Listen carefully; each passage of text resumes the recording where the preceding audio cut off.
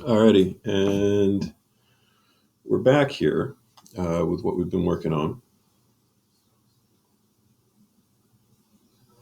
And this is right where we had left off last time, talking about what's going to happen with this situation where we have a current increasing in the wire and what's going to happen with that loop.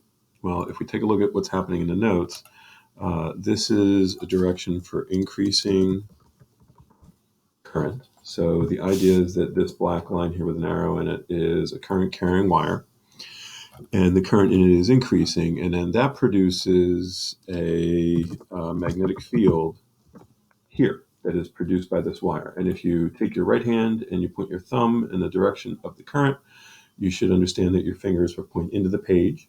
And so that's why we have X's here, and that the X's are larger closer to the wire, and they get smaller as you get farther away because the magnetic field strength weakens as you continue to travel away from the wire.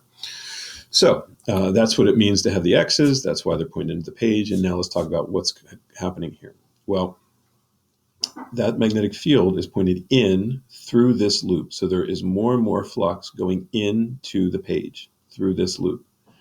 And so if there is more and more flux going into the loop, the way to oppose that is to have some come out. And if you were to take your right hand and grab this loop so that your fingers, like if I imagine myself grabbing it on the bottom, I would grab it so that my palm were against the loop and my fingers were to curl out, so they'd be pointing back towards me. That would oppose that change. That would indicate the magnetic field that is opposing the change in flux.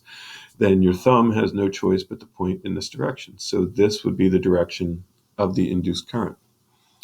Similarly, if we look at another problem from that worksheet, here they're talking about having a current carrying wire, that here you're talking about the current in this direction is decreasing, and this would be the direction of the B field.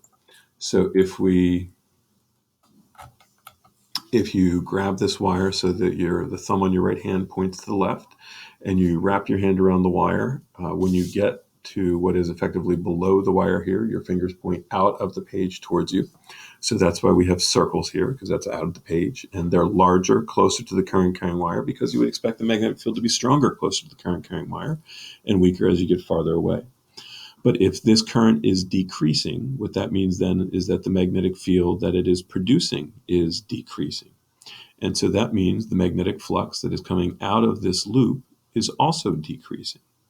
So if the current in the wire is this direction, is producing a magnetic field that is coming out of the loop. If that current is decreasing, then the magnetic field strength through this loop is going to be decreasing.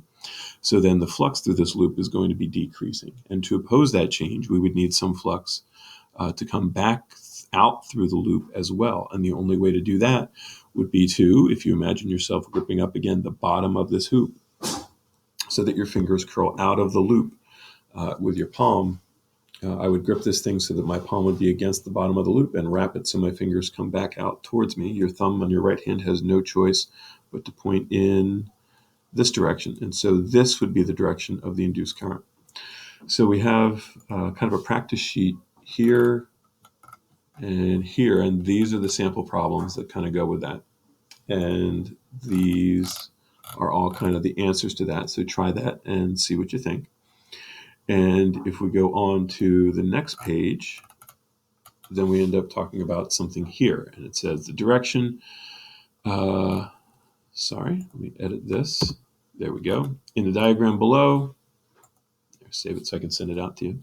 In the diagram below, determine the direction of the change in flux, the direction of the induced current, add the current to the diagram and indicate all lengths of wire that have a current, and the direction of the force on each segment of wire.